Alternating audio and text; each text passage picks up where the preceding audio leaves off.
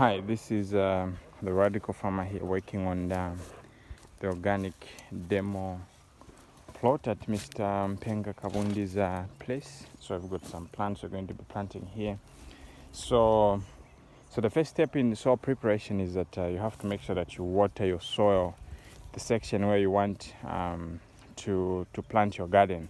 So this is going to help easier the work of loosening the soil. And if you can see, we are using forks, we're not using hose, and we make sure that we go deep up to at least 30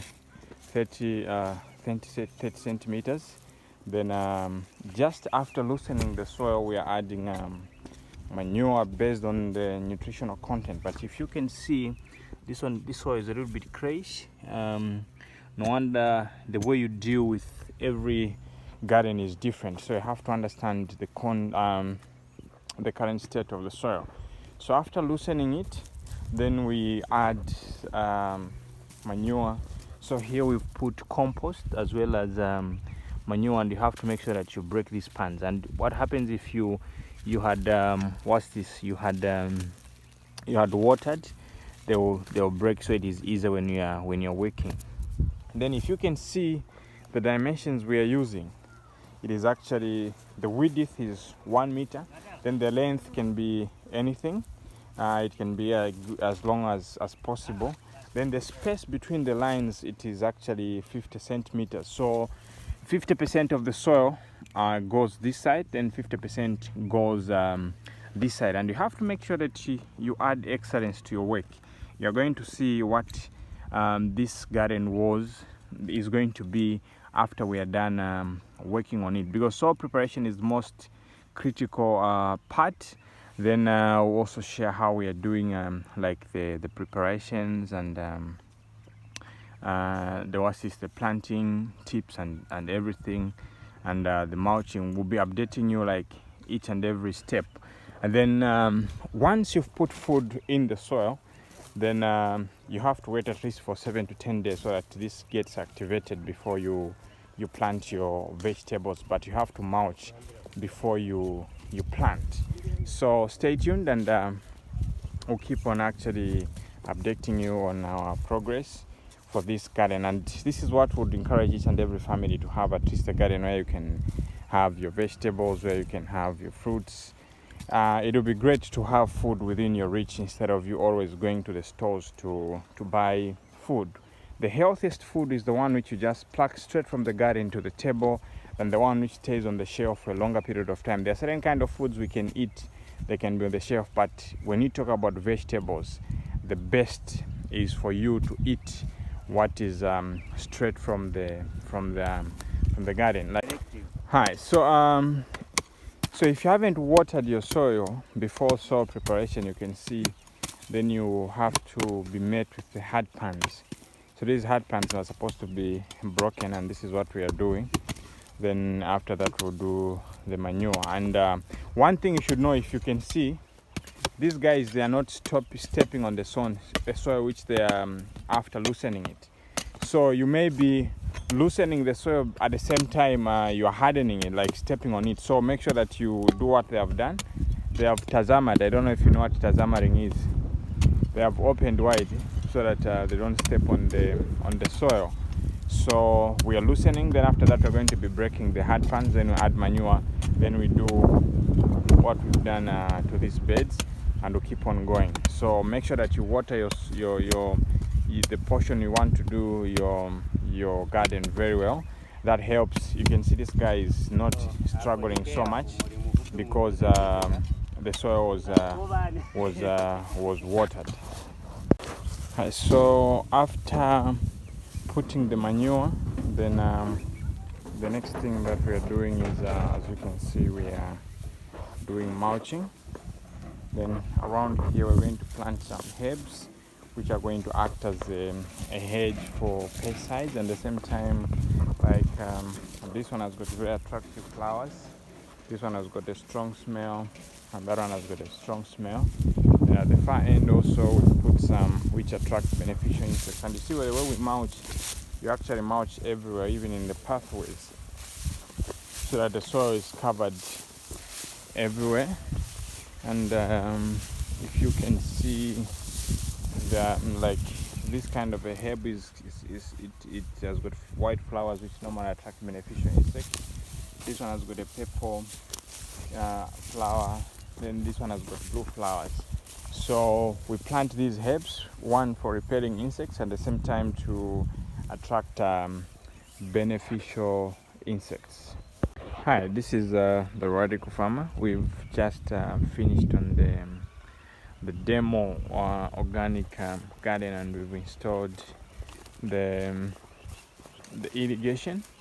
So if you've been following so well, you can see that there's quite a huge difference here. So we've planted quite a number of things. But here in these beds we haven't yet planted. We've just worked on them, then we put manure. We're waiting for it to activate. We'll come back like after 7 days and do some planting. But we've planted some herbs around the garden, different herbs which are going to be repairing insects. Then for the fruits, you see we've installed even the irrigation. This is the microjet sprinkler over here. So this is raspberry here. Raspberry, this is a different variety of passion fruit from Tanzania. It's very sweet. Then this is the local one. Then we've got a grapevine over here, and if you can look closely, actually this grapevine is even flowering. It is flowering. You can see the flowers over there. Then we've got pomegranate over there, another pomegranate here, pomegranate. Then over here we've got a fig. Yeah, this is a fig tree from Israel. Then we have mulberry, which we planted today, which already has got some fruits. And then we've got gooseberry here. This side we planted some herbs. So there's a section where we've planted what is this? This is popular. So we've got a line of plants which are good for, which we use as pesticides, at the same time others which are being used as fertilizers. Then we've got different herbs for nutrition. We've got milk thistle, we've got this is turmeric, yellow. Then we've also planted ginger, aloe vera, sweet basil, lemongrass, oregano. Then there's lavender here. Then there's also yellow and lemon verbena. Then there's the other side we planted rosemary, as we mentioned. So this is how it looks like, the garden. This is how it looks like. So as you're going to be contesting, you have to follow these steps which I'll give you, and you have to make sure that your bed is looking extraordinary and very, very neat and very, very organized. As you can see, this one, the way this is not how it was in the morning, but you can see the level of neatness and also organization. And this is what we're going to do for the person who is going to win the contest.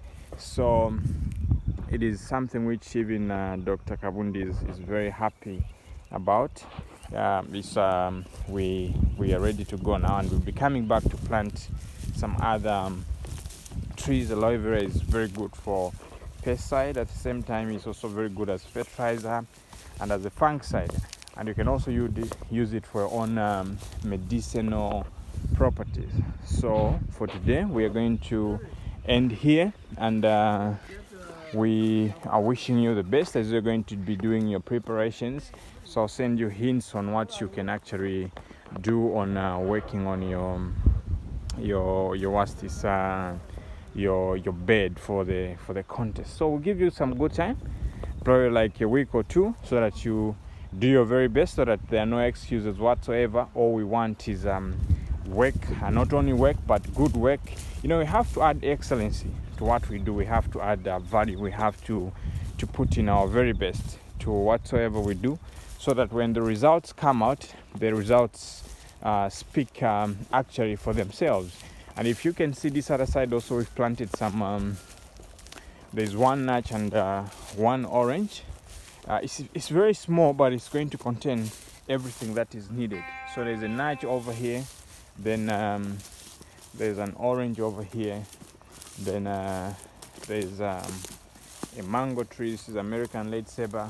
And lastly, there is neem here, with very good for medicinal properties, pesticide, as well as it contains other good benefits. And you can see I've got a plantation of organic bananas, 100% organic, and this field has been here for 10 years.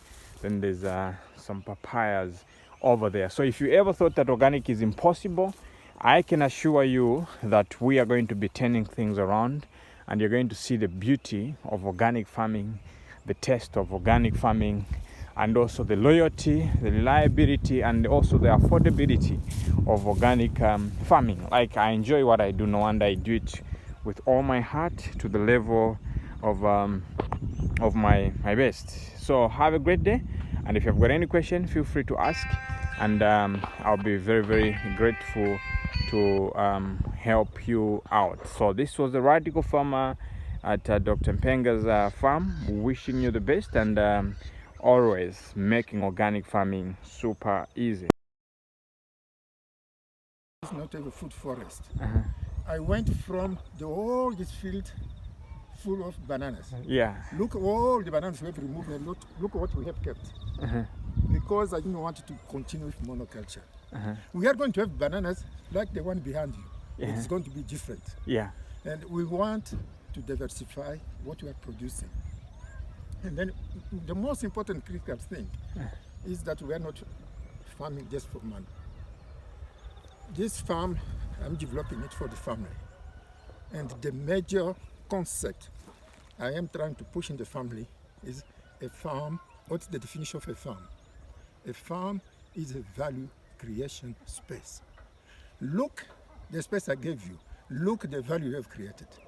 It is not visible today, but after 1 month, 2 months, this place will be different. Imagine replicating this throughout. Fruit trees, trees fixing nitrogen, repellent, fertilizers, herbs. Now, this is what I've been dreaming of. You have really made my day. Thank you so much. You have my day. Look at this. Look at this. Look, this is what we have been talking about. Before you plant, first grow your soil. Yeah. Look, we have 3 beds here, fully prepared, compost, manure. They are going to remain like this for a while, until all this manure compost is absorbed in the soil and it is ready to plant the veggies. Grow your soil first. Grow the soil. The soil will give you whatever you want. Sure. No, this is fantastic. All right. Thank you so much. Thank you so much. Thank you so much. I hope this concept we are pushing of small. Look at this space. It's not that big. Yeah, you see. But what is in it, diversity, what is in it, that is important. Yeah. Like you see, we've got fruit trees there. We're going to plant vegetables here. We've got herbs here. You already have strawberries there, sweet potatoes there. Like everything, everything that a human being needs is already here. Now from where we have purples.